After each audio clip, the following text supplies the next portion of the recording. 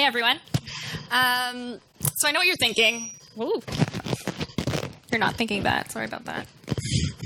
I know what you're thinking. It's pretty obvious. You're all building with the user in mind.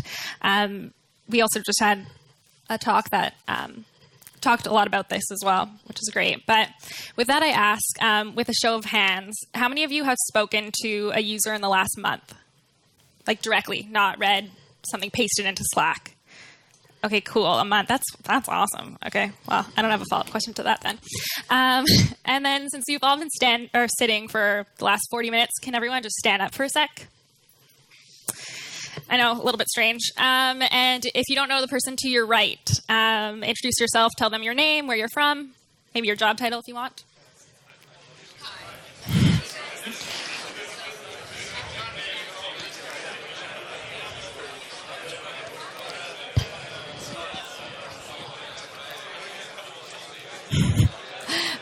Okay, awesome. And whenever you're ready, you can sit again. That's so nice. Hopefully you all met someone new today.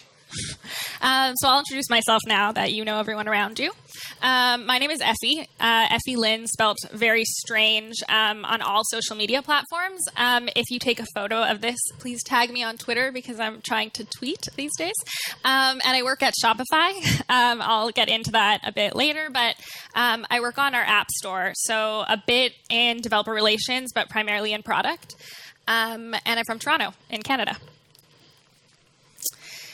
So when you're building on a platform, you're thinking of two user sets. Your core user, which you should know absolutely everything about. You should know why you're building your core product. If you don't know everything about your first user, your core user, stop what you're doing and go figure that out. Because your responsibility as a company is to teach your second user base every single thing about your first user base so that they can help you solve problems. And in some cases, I'll go into my example first. So what am I talking about? So the company that I work for is called Shopify. It's a commerce platform, so people use it to build their online stores and manage their online stores. They also use it for in-person sales. So we have two user sets. The first is a merchant, and those are people who are literally adding in products and hosting their site with us or their store in real life and selling products. And our second set of users are our app developers, and these are the people that are building on our platform to help solve merchants' problems. So a product succeeds because it solves a problem. Again, this is pretty basic. A successful product must solve a problem for someone. But it's really, really important to keep in mind that in order for app developers' products to succeed, they need to fully understand all of the problems that the merchants are having, right? They need to help you solve the problem together. So how are they going to do that? Well, the first one is something to keep in mind is you're in this together.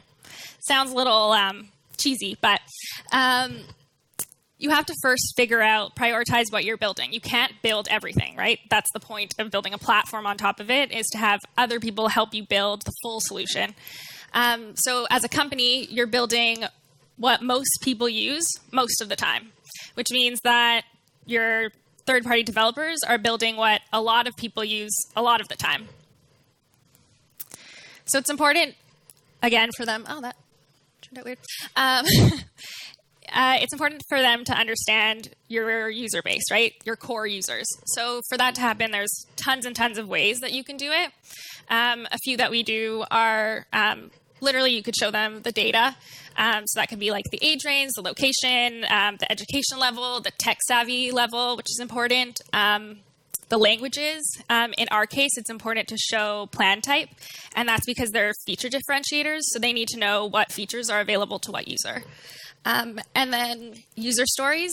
That's a really, really great one because it literally puts a face to a user, and everyone can understand a user because it's, a story because it's literally a person. And we have like a whole blog section dedicated to this, so that third-party developers, as well as other merchants, can go and read all these success stories. And the final one is personas. Personas is essentially like a stripped back version of user stories with no name or face attached to it. It's very small, like snippets that are easy to digest. So you can even outline like some of the data points, but not specifically tie that to a person. So that's also really great if you can't share as much information. And then you have to be very clear what you're building, right? So earlier I said what the company does is they build what most people use most of the time. So you need to tell your developers what you're building, what that is. And then clearly tell them what's available to them. So what APIs did you release for them? How can they potentially use it? The cool thing is usually they use it in ways you never thought of. So of course that's going to be like much more basic than what you're actually going to get.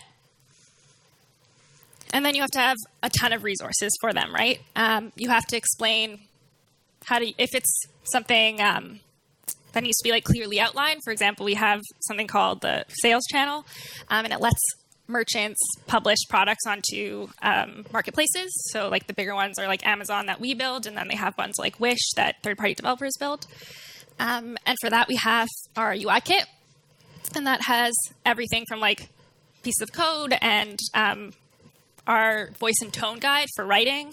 So it just gives them like all the building blocks to make sure that they're building the same experience that merchants are expecting when they log into Shopify. And then, of course, documentation. Everyone's been bringing that up. It's super important. Of course, having technical documentation is pretty much vital. Like, you need to have good technical documentation, but also having things like what's a good way to market your app is really great. And support. Support is super, super important. Mainly, they know the user, usually more than anybody else. Actually, this room seemed to know their users, so that's great.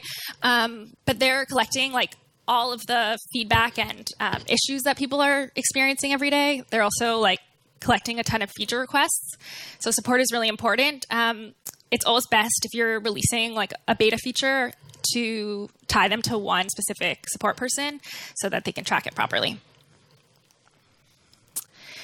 And now they're building. So you already know everything about your core user. Now you need to learn everything about your app developer or user B in this case. So you have to start collecting feedback for them as well. So gather feedback. There are tons and tons of ways that you can do this. There are pros and cons to all of them. Support, I touched on how important that is already. A pro is that you really get to understand how they do this every day. The con is that they're really laser focused on what issue they're having. So it's hard to bring up another topic and ask them to give you some suggestions there. The next one's questionnaires. And this one's great because it's super easy to gather a lot of feedback. It's easy for the participant. They can just fill it out really quickly. It's also great that usually your results are quantitative, so you can just kind of scan through them, which is also its con because you don't understand why someone gave something that rating. So you have all these numbers, but you may not know why. And user interviews, which is my favorite. And the reason why is you can really go in depth and understand what someone's building and why and what issues they're having and what they wish they had. But that is extremely time consuming for you and also for the participants. And it's very hard to convince a ton of developers or users in general to spend like an hour or so with you to go through like a full interview. And then metrics, which is obviously a great one because you can understand what people are using and how often. The only con is you don't really know what's missing. You also don't know what workarounds they've come up with. And then once you've gathered all this, of course, you need to share it with your team. So it seems like a lot of you have a team that shares with you, which is really, really awesome. And there are tons of ways to do this. You have to remember that what might work for one person may not work for another. So an email may be really good for you, but maybe I don't read my inbox. So it's good to have like a report, also a TLDR of the really important things that you need to keep in mind to iterate. And you also should have like the raw data, raw feedback available at all times. And then finally, you actually have to iterate. Like if you're going to collect feedback from people, you need to keep that in mind and build those features out. Yes, maybe not right away, but you should keep track of what everyone's asking you, their emails. And then when you, when you actually build those, you should let them know because they asked for it. They're your users. And that's with building with the user in mind. Thanks. I'm standing here still.